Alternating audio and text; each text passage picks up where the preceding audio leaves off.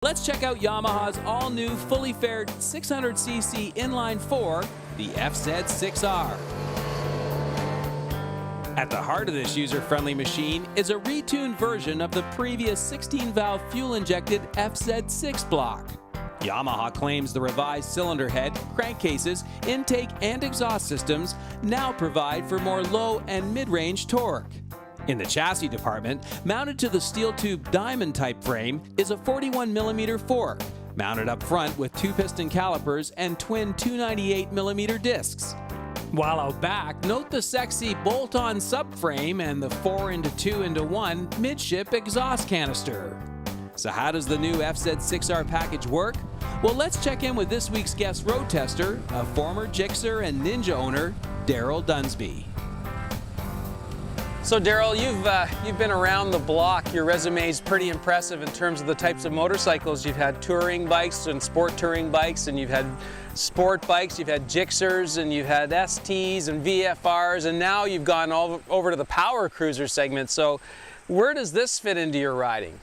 That's an interesting question. I guess you could say it fits like smack dab right in. For people that like the sportiness and for people that just want to cruise, a motorcycle like this would work just right because you get your wind protection, and you got the handling and the maneuverability as well. And the one important part is the power band, which I find on this bike very impressive actually. It's like you can ride along and the power is always there. So I noticed that the speed limit 80 clicks an hour in 6th gear, you just hit the throttle and she's ready to go. So I was quite impressed with that. Well, let's talk about that inline 4 because there's been a lot of discussion about it on the internet and in some of the magazines. Yamaha's put a lot of effort into the fuel injection and the catalyst and the catalytic converter. It's supposed to be very green, but there's been a lot of discussion about the block. So a lot of viewers will want to know, what's the motor like? In general, this engine and this machine is very smooth. Some of the magazines are reporting buzziness at the high RPMs. I didn't feel any sort of buzz. It's smooth power delivery right from idle all the way up in every gear. And that was one of my big things about this bike that I was impressed with. It's a nice combo in there, and it's a lot different than like a twin engine. It's just a lot more useful.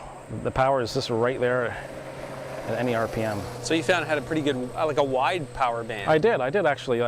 To compare it with twins, I know twins tend to have a little bit more low-end power.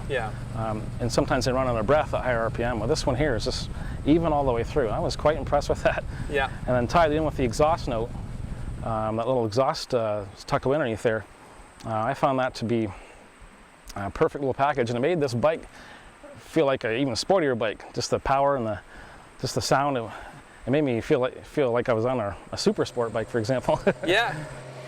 What did you think of the shifting of the motor? Very precise and smooth. It's once again flawless. It's a very impressive bike for the price. What did you think of the braking? I tried the brakes real hard, and no fade, no anything. It's just solid power. You could feel it right from your hand, right down on the brakes, right down on the tire. You can feel the confidence in the front end of this bike. All right, so stops good, goes good. What did you think of the riding position? Because obviously they want this bike to be a bike you can ride across Canada if you want. What about the wind protection, the saddle, the foot to peg ratio? What did you think? I thought for my height, I'm just under 6 foot, I thought it was perfect. Yet again, like no buffeting on my helmet when I'm riding from the front fairing. It was a very cool morning here this morning too. We were out riding and I didn't feel anything as far as any cold temperatures. It carves the wind nice. The bike's a little bit heavy, but I noticed with a little bit of a crosswind there, and you didn't even notice it. Just cuts right through the wind, so it's front end's very, very good. I found that my knees were just right, the angle of the knees, because the pegs are at the right height. The seat height works well with that, and then you just put your hands on the bars, and off you go. A slight little lean, but that's what you want, and you're ready to go through the curves, and it's very impressive. So was there anything that disappointed you? No, there was nothing. There was not one thing. Come on. No. No. There's nothing. Maybe perhaps Yamaha could make a little bit bigger fuel tank so you can drive even farther. Maybe something like that. I'm ready to put my tank bag on this thing and take her home.